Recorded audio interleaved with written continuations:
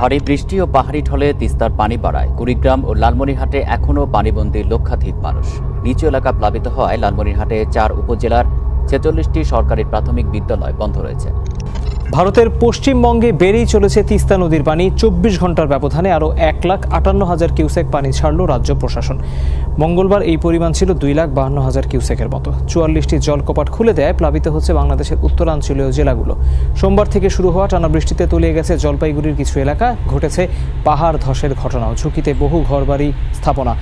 আলগারা ও লাভার মধ্যবর্তী এলাকায় গাছ উপড়ে মারা গেছেন একজন। এই ঘটনায় আহত আরও 2 জন। শিলিগুড়ি এলাকায় ধসে পড়েছে একটি সেতুও, আপাতত বন্ধ যান চলাচল। প্রাণহানি এড়াতে রেড অ্যালার্ট জারি করেছে প্রশাসন। সরিয়ে নেওয়া হচ্ছে ঝুঁকিপূর্ণ এলাকার বাসিন্দাদের। পর্যটক প্রবেশে আরোপ করা হয়েছে নিষেধাজ্ঞা। বন্যা কবলিত হওয়ার আশঙ্কায় কুচবিহার ও আলিপুরদুয়ার।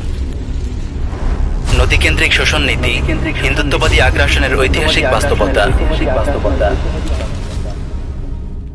বাংলাদেশ নামক ভূখণ্ডটিকে বলা হয় নদীমাতৃক দেশ। এই ভূখণ্ডটির 3 দিকেই রয়েছে সাগর আর নদী। কথিত স্বাধীনতার পর থেকেই এই দেশকে ঘিরে বিভিন্ন চক্রান্তের জাল বুনছে পার্শ্ববর্তী হিন্দুত্ববাদী রাষ্ট্র ভারত। এদেশের অর্থনীতি, রাজনীতি, এমনকি রাষ্ট্রনীতি থেকে শুরু করে একেবারে কাঁচা বাজার পর্যন্ত সর্বক্ষেত্রেই নিজেদের অবস্থান পাকাপোক্ত করেছে কট্টর হিন্দুত্ববাদী সন্ত্রাসী ভারত। নদীকেন্দ্রিক সমস্ত এলাকাগুলো একতরফা নিয়ন্ত্রণ করে যাচ্ছে ভারত সরকার। 1971 সালে বাংলাদেশ নামক রাষ্ট্রটি পশ্চিম পাকিস্তানের শোষণ থেকে নিজেদেরকে মুক্ত করতে পারলেও বের হয়ে আসতে পারেনি ভারতীয়দের পেতে রাখা ফাঁদ থেকে। আর সহজভাবে বলতে গেলে এক খাত থেকে বেরিয়ে আরেক খাতেই পড়ে গেছে এদেশের মানুষ। কট্টর হিন্দুত্ববাদী ভারত সরকারের সাথে এদেশের যতগুলো সমস্যা চলমান, তার মধ্যে অন্যতম একটি হচ্ছে নদীকেন্দ্রিক পানি সমস্যা। শুষ্ক মৌসুমে নদীর বাঁধ বন্ধ করে রাখা কিংবা ভরা মৌসুমে নদীর বাঁধ খুলে দিয়ে এদেশের মানুষের জন্য প্রাকৃতিক দুর্যোগ সৃষ্টি করা আজকের নতুন কিছু নয়, বরং তা চলে আসছে দীর্ঘ 5 দশক ধরে। উভয় দেশের মাঝে এই সমস্যার সমাধানকল্পে 1983 সালের 20 জুলাই একটি সমঝোতা বৈঠক অনুষ্ঠিত হয়। বাংলাদেশের হয়ে সমঝোতাপত্রে স্বাক্ষর করেছিলেন AZM ওবায়দুল্লাহ খান, আর ভারতের হয়ে স্বাক্ষর করেছিলেন রাজস্থানের প্রবীণ কংগ্রেস রাজনীতিবিদ রামনিবাস মির্ধা। উভয়েই ছিলেন দুদেশের পানি সম্পদ মন্ত্রী। কিন্তু বড় দুর্ভাগ্যজনক বিষয় হল, উভয় দেশের মাঝে সুষ্ঠুভাবে পানি বন্টনের এই চুক্তি স্থায়ী হয়েছিল মাত্র 2 বছর, তথা 1985 সাল পর্যন্ত। এরপর থেকে আজ মোট 36 বছর পার হয়ে গেলেও এখনও পর্যন্ত কোনো চুক্তিই আর হয়নি। কয়েকদিন পরপর তিস্তা চুক্তির কথা উঠলেও রহস্যজনকভাবে তা পরক্ষণেই ভেস্তে যায়। সবশেষে চলতি বছরের মার্চ মাসে নরেন্দ্র মোদীর বাংলাদেশ সফরকে কেন্দ্র করে আবারও তিস্তা নদীর চুক্তি নিয়ে কথা ওঠে। পররাষ্ট্রমন্ত্রী আব্দুল মোমেনকে মোদীর এই সফরে তিস্তা চুক্তি নিয়ে কথা হবে কিনা মর্মে সাংবাদিকরা প্রশ্ন করলে সে বলে, ওগুলো বাদ, উনি আসছে এতেই আমরা খুশি।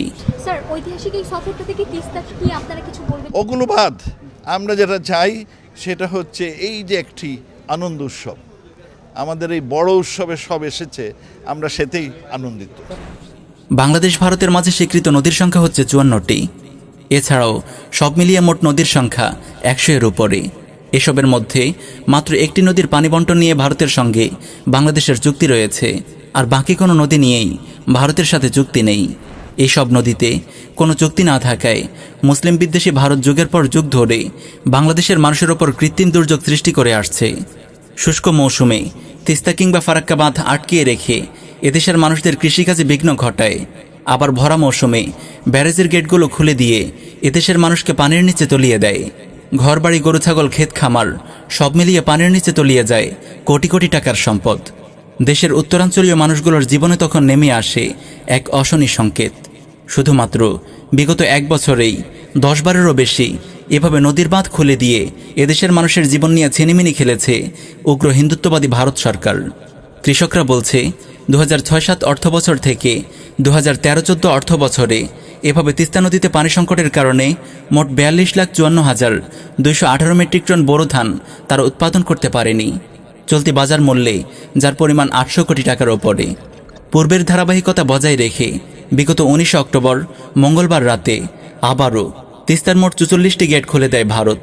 ক্রমান্বয়ে পানির গতিসীমা বাড়তে বাড়তে এক পর্যায়ে পরদিন দুপুর 12টার দিকে 70 সেন্টিমিটার বিপদসীমার উপর দিয়ে পর্যন্ত প্রবাহিত হয়েছিল তিস্তার পানি, যার ফলস্বরূপ উত্তরাঞ্চলে চরের শত শত হেক্টরের ভুট্টা, উঠতি আমন ধান শাকসবজি, পুকুরের মাছ, বসতঘর ও আসবাবপত্র ভেসে গেছে এবং বিনষ্ট হয়ে গেছে আরও 50 কোটি টাকা। তিস্তার এই লণ্ডভণ্ডে শত কোটি টাকার ক্ষতি হয়েছে। ক্ষতিগ্রস্ত পরিবারের সংখ্যা গিয়ে দাঁড়িয়েছে প্রায় 25,000-এর উপরে। এখনও নামেনি তিস্তার বাঁধ ভেঙে আসা পানির ঢল। প্রিয় ভিউয়ার্স, কট্টর হিন্দুত্ববাদী ভারত সরকারের নির্যাতনের জাতাকলে পৃষ্ঠ আজ ভারতের মুসলিম জনগোষ্ঠী। উগ্র হিন্দুত্ববাদী সংগঠন আরএসএস যেন সেখানকার মুসলিমদের জন্য রীতিমতো মৃত্যুর কারণ হয়ে দাঁড়িয়েছে। গুজরাটের কসাই খ্যাত নরেন্দ্র মোদী এই দেশকে নিয়ে অখণ্ড ভারত প্রতিষ্ঠার স্বপ্নে বিভোর হয়ে আছে। বড় আশ্চর্যজনক বিষয় হচ্ছে, আসন্ন মালহামা তথা গাজওয়াতুল হিন্দের ব্যাপারে এই উপমহাদেশের মুসলিমরা নীরব নিশ্চুপ হয়ে থাকলেও মালাউন মুশরিকরা সর্বদাই সরব হয়ে আছে। প্রতিনিয়তই তারা সম্পাদন করছে তাদের যুদ্ধের প্রশিক্ষণ অনুষ্ঠান। তারা আজ প্রকাশ্যে অস্ত্র নিয়ে মহড়া দিচ্ছে। জয় শ্রীরাম স্লোগান এখন শুধু কেবল ভারতের সীমানাতেই আবদ্ধ হয়ে থাকেনি, বরং তা বিস্তার লাভ করেছে 95% মুসলিমের দেশ বাংলার মাটিতেও। মালাউন কট্টর হিন্দুরা উপমহাদেশের মুসলিমদেরকে তাদের শক্তির জানান দেওয়ার চেষ্টা করছে। পরিস্থিতি দেখে মনে হচ্ছে তারা হয়তো খুব শীঘ্রই যুদ্ধের দামামা বাজিয়ে দেওয়ার আপ্রাণ চেষ্টা করছে। অবশ্য আমাদের দৃঢ় বিশ্বাস রয়েছে, এদেশের আলো মাটিতে বেড়ে ওঠা তাওহীদবাদী মুসলিমরা এখনও মরে যায়নি। তাদের রক্তের প্রবাহমানতা এখনও প্রশমিত হয়ে যায়নি।